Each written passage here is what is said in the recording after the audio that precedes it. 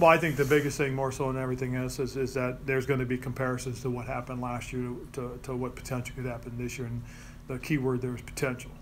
I believe, with some of the leadership we have, and after having gone and experienced it, I think the guys understand what it's going to take. The thing that we all have to remember too, though, was from that point on, we were losing games by a score or less. It's not like we were getting blown out. So we were a play away in each one of those games, that we could have won. I mean, right up to the point where we played Atlanta, which was, was the only other game that got away from us last season. So I think we have enough experience in that locker room to prevent it.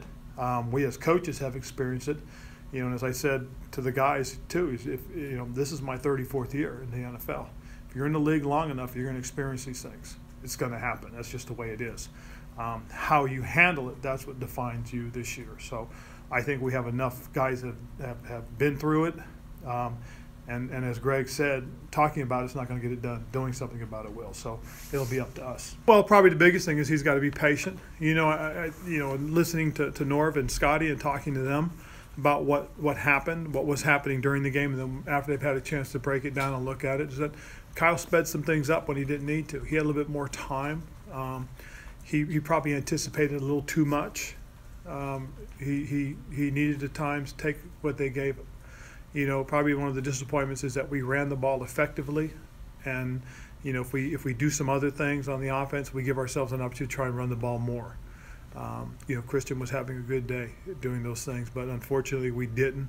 And as a whole, we've got to give ourselves a chance, especially against a very good team like that. We played behind the ball, and you can't do that and expect to stop a good outside zone team like that. And then we talked about dirty eyes. Well, there's a couple routes where we watch and we don't have our eyes focused where they're supposed to be, and the guy runs a dig route on us and catches one for 8 yards.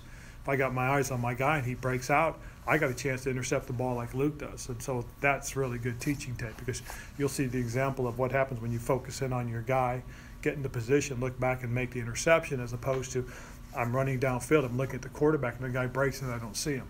So this will be good teaching tape, most certainly. But unfortunately, it's on the wrong circumstances.